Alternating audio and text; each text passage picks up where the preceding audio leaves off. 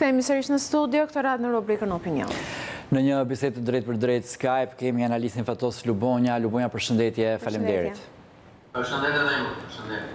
Keni publikuar sot një artikull në gazetën Panorama, ku i riktheni analizës për çështjen e zhvillimeve në Partinë Demokratike, duke analizuar më shumë ato çfarë qëndron përballë sfidës së Partisë Demokratike, duket se është nisja e një seriali shkrimesh ku do të merrni jo vetëm opozitën, por edhe me ato që quheni partitë antisistem dhe pastaj me shoqërinë civile e mëtej në përballjen me regjimin që ju e cilësoni duke rikthyer një figuracion të mëparshëm si një shtëpi me 3 kate, pra me katin e politikës, medias oligarkëve, vetë oligarkëve dhe në bodrum krimin e organizuar. Ju argumentoni në këtë shkrim, Lubonja, se Partia Demokratike nuk është shumë e qartë në përballjen me këtë ndërtesë. Pse mendoni kështu? Mendoj kështu sepse duke ndjekur edhe retorikat e saj, edhe fushatën e saj elektorale, përgjithsisht ajo përqendrohet në një interpretim, do të thoja unë, jo të sakt, të humbjes saj, sikur do më thënë fajtori përgjegjësi kryesor i humbjes saj, po dhe në përgjithësi i të keqes që ka kapur Shqipërinë, është Edi Rama. Pra e përqendron në individin, ndërkohë që sipas mendimit tim, Edi Rama është pjesë, është përfaqësues i gjithë asaj ndërtese për të cilën fola. Pra Edi Rama nuk është Edi Rama, po është regjimi, është sistemi që ai përfaqëson, që ai ka kaloruar, ai që e ka vjedhur votën, nëse më themi pra. Vjedhja e votës nuk është bërë thjesht sepse dha Edi Rama një urdhër ashtu kot.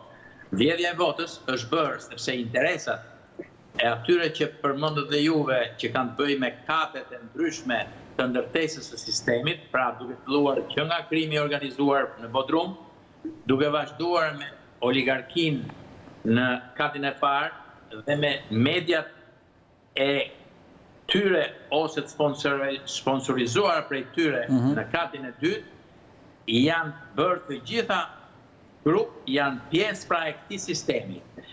Dhe është një iluzion, them unë, të mendosh se sot jemi në vitet 2013, siç pretendojnë disa, kur kjo ndërtesë, edhe Partia Demokratike ishte pjesë e kësaj ndërtese, që bënte rotacion në katin e sipër, pra kur kati i politikës, po jo vetëm thoja, bënte rotacion sepse ishin të ndarë këto grupimet poshtë. Këto katet poshtë nuk ishin të kapur nga një parti.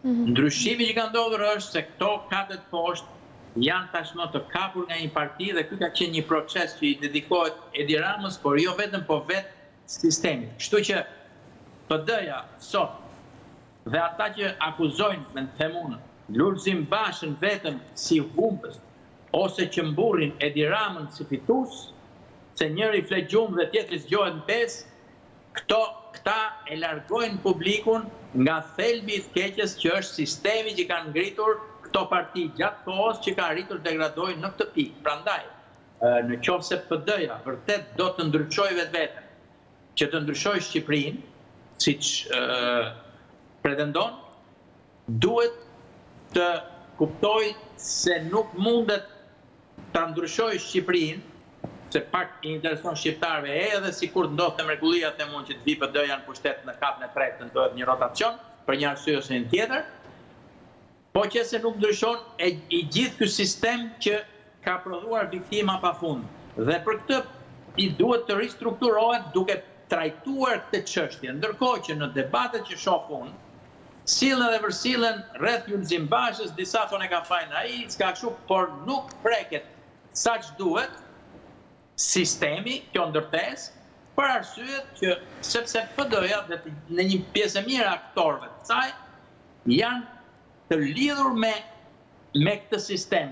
Kanë dalë nga ky sistem, kanë punuar me këtë sistem dhe për këtë sistem. Dhe kjo është një sfidë e madhe, kjo është përpara. Unë nuk është, më tha dikush që kishte lexuar shkrimin, më çoi mesazh që nuk jep zgjidhje. Unë nuk pretendoj që t'jap zgjidhje në këtë shkrim, unë pretendoj të tërheq vëmendjen tek ky problem i madh, meqenëse është hapur një debat dhe në këtë debat, nëse nuk përqendrohet ky debat në këtë çështje, sipas mendimit tim, është një debat falso gjithsesi. Po mirë, Partia Demokratike a mund të dalë vetëm përballë këtij sistemi? Po, pyetja është me vend dhe unë e ngre këtë pyetje atje, sepse them një nga arsyet pse PD-ja nuk i del dot kundër këtij sistemi, nuk i ka dalë. Nuk është vetëm fakti që është parti që ka lidhur nga ky sistem me këtë sistem, bashkë me këtë sistem për këtë sistem, po është dhe fakti se në qoftë se do të jepte mesazhin, po themi elektoral ose me gjithë aktivitetin e saj, se ka ndërmend të zmontojë të gjithë katet poshtë, atëherë do të kishte kundra një fuqi shumë të madhe siç e ka pasur realisht, sepse në fakt e pati, sepse ka kapur Edi Rama të gjitha katet poshtë. Kështu që gjykimi im është që ajo është e dënuar nëse do të fitojë, që të punojë edhe për çmontimin e këtij sistemi. Por ama, prandaj them që është e vështirë zgjidhja, se është si gjarpri që ha bishtin, rreth i vicioz, ku gjarpri kafshon bishtin e tij. Ti duhet të kafshosh bishtin tënd. Po duke kafshuar bishtin tënd, ti shkurton veten, ti vret veten. Dhe këtu kërkohet një zgjidhje që sigurisht unë nuk i jap kandidatet mia 1, 2, 3 që mund t'i jap, por mbi të gjitha në këtë shkrim e ngrem të problem dhe them që duhet larguar nga teza që shiko se s'po punon Luli, sepse unë gjykoj që edhe njeriu më i aftë, po them në kuptimin e aftë, nuk e di sepse aftësitë politike, aftësitë intelektuale nuk është se janë e njëjta gjë nga një hera, por gjithsesi kushdo nga ata që pretendon që është më i mirë se Luli, më i zot se Luli, për ta drejtuar PD-n dhe për të fituar, duhet patjetër të ballafaqohet me këtë, për ndryshe është në iluzion. Duhet ballafaqohet pra me ndryshimin që kërkon kjo parti për të nxjerrë minimalisht një këmbë nga sistemi, një kokën nga sistemi, edhe një dorë nga sistemi. Gjithë ndoshta duke mbetur aty, sepse në fund fare pjesë e sistemit jemi të gjithë, por ama duhet kesh edhe mundësitë, instrumentat që ta shikosh nga jashtë sistemin dhe ta ndryshosh sistemin, dhe jo t'jesh pjesë e interesave të tia dhe të bësh lojë teatër fasadën e sistemit, pastaj siç ka rezultuar se ka ndodhur gjithtani me opozitën. Po mirë, si mund të ndryshohet ky sistem kur ju në këtë analizë, në këtë shkrim, flisni edhe për njerëz brenda PD-s që sigurisht janë me Bashën dhe mendojnë se zgjedhjet janë vjedhur, dhe nga ana tjetër është një pjesë tjetër që janë tashmë kundra Bashës, që shohin atë si humbës. Tani, ata që thonë se zgjedhjet janë vjedhur dhe po të ishin zgjedhjet të lira do fitonin, ndoshta kanë të drejtë.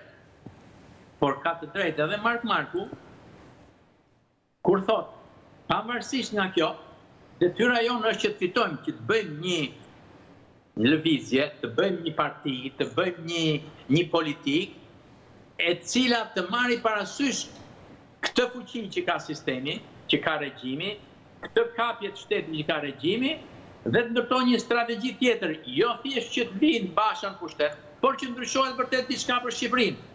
Pra, to nuk është se përjashtojnë njëra tjetrën. Përgjegjësia që ka Basha, sipas tyre, është që Basha nuk ka arritur pra të krijojë një fluks, një lëvizje, një inspirim të tillë që të mund ta mposhte sistemin me gjithë forcat që ka.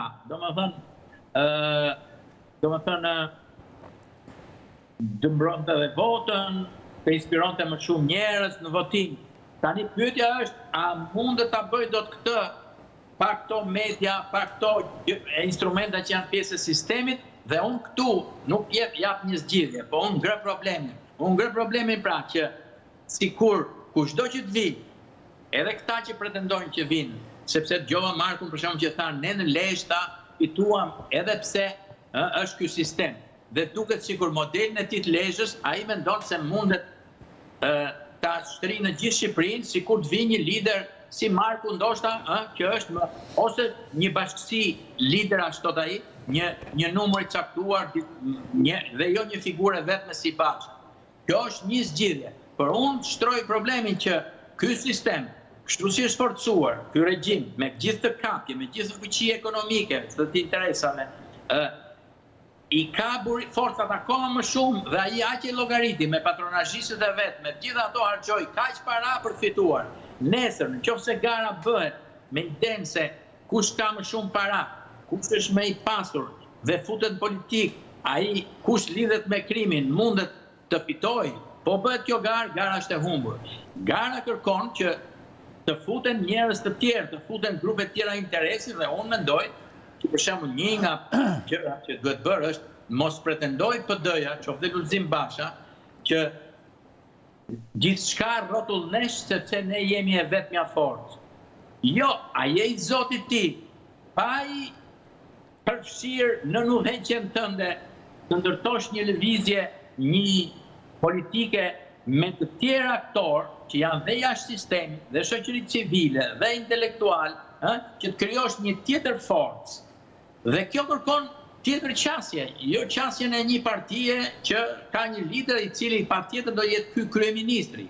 Ka raste të shumta, marrim Italinë për shembull që kur ka bërë Ulivën, që ishte lëvizje, ishte një koalicion partish, ku partia kryesore nuk nxori kryeministër njeriu e vet, që ishte Partia Demokratike në atë kohë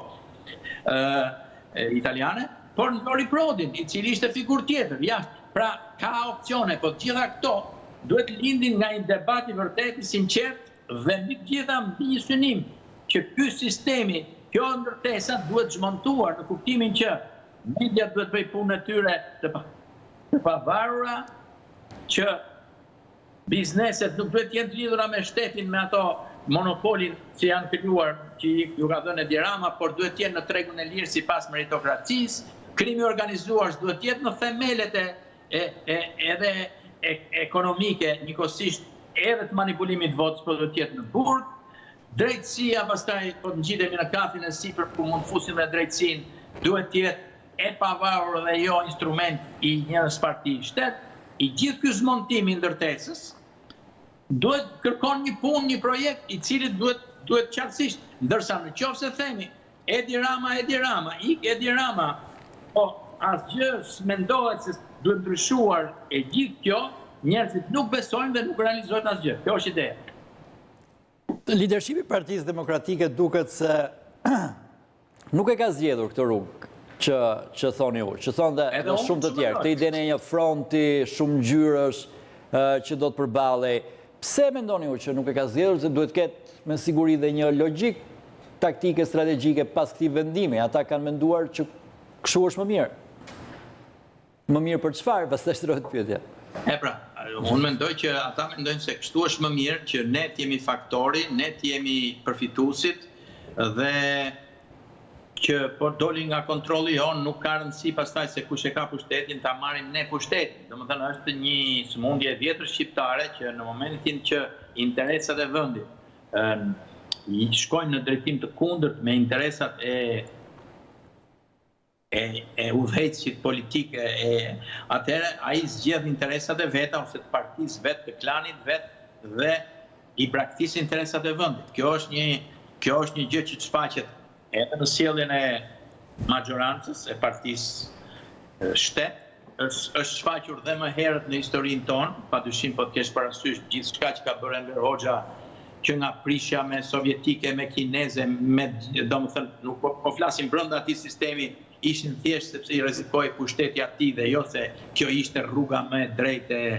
e marksizëm-leninizmit apo jo.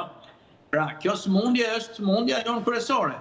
Dhe qose nuk e arrin ta kapërcejë këtë, jo vetëm Basha, po do të thoja edhe ata të tjerët që janë rrotull ti, dhe jo vetëm edhe kundërshtarët e tij që mund të mendojnë se tani e marrim ne dhe zëmshëm ne Bashën dhe bëhemi ne kryetarët e kësaj partie dhe puna doli gjeri këtu dhe e gjitha kjo mund të quhet si një retorikë që diçi Basha të vija unë. Por kjo kërkon një hapje të partisë për një debat rreth kësaj çështje që për cilën fola unë, që është interesi shqiptar. Domethënë, në qoftë se do të përqendrohen vërtet te interesi shqiptar dhe jo tek interesi tyre, ose të paktën t'i vënë në një kahe dhe jo në kahe të kundërta, atëherë mund të ketë një zgjidhje. Përndryshe zgjidhja është rënimi, regjimi i këtij regjimi deri kur të konsumohet dhe ta bëj të keqen të pa korrigjueshme, edhe tani është bërë e pariparueshme mendoj unë, po akoma dhe më të pariparueshme. Edhe i pyetje përpara se të rikthejmë prapë te kjo linjë që ju keni, një pyetje rreth personazhit kryesor historik të Partisë Demokratike, zotit Berisha, i cili u rishfaq në kuvend në mes të kësaj dilemës nëse Berisha i duhet më Partisë Demokratike pas shpalljes non grata apo i bën dëm asaj, duket se vendimi i tij është që do të jetë pjesë e grupit parlamentar në mënyrë aktive. Si e shikoni ju këtë rol të zotit Berisha, që gjithmonë kur shfaqet entuziazmon çdo sallë të PD-s gjithsesi? Tani unë, kur flas për një front, sa më të gjerë, mund të bie në kontradikcion nëse do të them që Berisha duhet të jetë pjesë e këtij, meqense ka mbështetësit e vet. Por, ama kur flitet për një front sa më të gjerë, duhet kemi parasysh edhe se Berisha është një nga pengesat që shumë nga ato faktor, njerëz, forca që mund të afrohen rreth kësaj partie për ta kthyer më shumë tek intelektualët, më shumë tek shtresat caktuara etj, është një faktor pengus. Unë mendoj që në këtë aspekt për të gjetur një kompromisi më i mirë do të kishte qenë që Berisha mos kishte rolin e protagonistit siç e japin e para, por e dyta çka është më e rëndësishme, do duhet që Berisha të mos bëj atë që nuk është përgjegjës për këtë regjim dhe për këtë gjendje që jemi ne sot, dhe për Edi Ramën në pushtet që është një vazhdim i politikave të tij. Pra, kur flas për një regjim të ndërtuar me oligarkët, për oligarkët, me krimin e organizuar, për krimin e organizuar, me media të kapura, instrumentat tyre oligarkëve për të kapur politikën dhe për të shërbyer asaj, nuk mund të mos mendojmë që një nga arkitektët e këtij regjimi, e kësaj ndërtese, po themi, është Sali Berisha. Dhe në këtë aspekt, brenda PD-s duhet ishte edhe ky debat. Pra, historia dhe përgjegjësia jonë për ndërtimin e kësaj ndërtese, e cila në fazën e Edi Ramës çka ka bërë? Ka bërë vetëm atë që nëse katër poshtë ishin më të ndara midis dy partive në lidhjet pra e oligarkisë që dhe me PD-n dhe me PS-n dhe me LSI-n pak edhe mediat po kështu, tani janë ka edhe drejtësia bile, edhe krimi në një farë mënyrë, tani i ka kapur gjitha një parti. Por ama aktiviteti brenda sistemit i Partisë Demokratike për të na sjellë këtë pikë nuk mund të mohohet. Dhe në këtë aspekt Berisha është përgjegjësi numër 1 i kësaj. Atëherë një reformim. Kështu që nuk e shoh as te kritikët e Partisë Demokratike, pra, këtë debat lidhur me këtë sistem që është ngritur, me këtë regjim që është ngritur, që ka të bëjë në fund fare edhe me një çështje tjetër që ka PD-ja, që kam thënë herë tjetër, që ka të bëjë, ore, çim përfaqësoni ju. S'mund përfaqësoni gjithë shqiptarët dhe të pasur dhe ata lart dhe ata poshtë, gjithë. Ka në Shqipëri parti që përfaqëson pjesën më të brish viktimat e sistemit, apo nuk ka.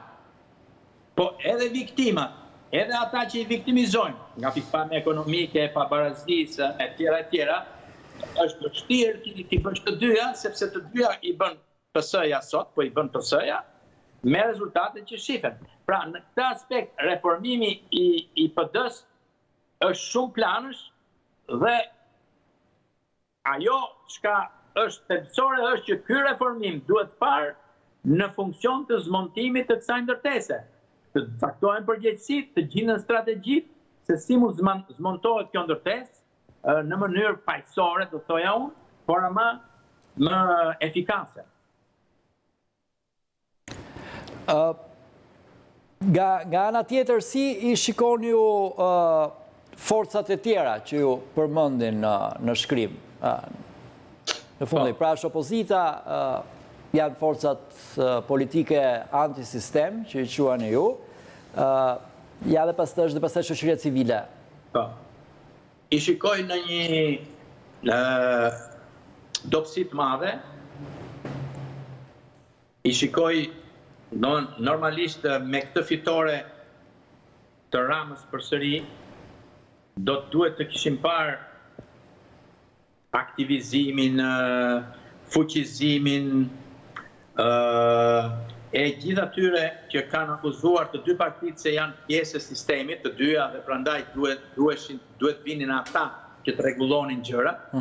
Tani ju ka ardhur atyre dita, mund themi, mirë po në këtë ditë unë i shoh më të heshtur se kur shumicën, për ashtu vetëvendosjen që vazhdon të ketë aktivitet, i shikoj më të heshtur se kur, çka jep edhe zë atyre që thonë se kanë qenë instrumentat Ramës për të hequr ca vota nga PD-ja, apo të dorëzuar, apo të pafuqishëm, apo që kanë kalkuluar gabim se mundet të fitonin vota dhe tani janë të deziluzionuar, ndërkohë që ajo që ka fituar, kush është, janë ata që duke qenë më të pasur dhe më me para, kanë arritur të sfidojnë edhe këto forca të reja, duke marrë deputet, qoftë edhe të vetmuar, individ caktuar, që ti din, s'po i përmend tani, ndërkohë që ata që pretendonin se janë jashtë sistemit dhe njerëzit që janë kundra këtij sistemi do të mblidheshin tash tek ta duke braktisur partitë e sistemit, u zhgënjyen sepse njerëz të sistemit, domethënë njerëz të pasur të lidhur me pushtetin, përsëri vazhduan të marrin vota, ndërkohë që dhe kjo ngrën një pikpyetje të madhe jo për ata vetëm, po për popullin shqiptar. Ku janë ata shqiptarët zona gri që me zvotoka PD-n dhe PS-n sepse janë të këqij? Ja kur ju dolën këta, pse shkuan të votojnë atje? Është një pyetje e madhe që ka të bëjë përsëri me sistemin dhe ata kanë nevojë pra të ballafaqohen me këto të vërteta dhe të bëjnë analizë qofse nesër duan të jenë politik. Po kështu dhe shoqëria civile. Megjithatë, Basha vazhdon dhe thotë se ky është vetëm fillimi për të rrëzuar Ramën. Nga ana tjetër, ju Ramën si e shihni përballë të gjithë kësaj?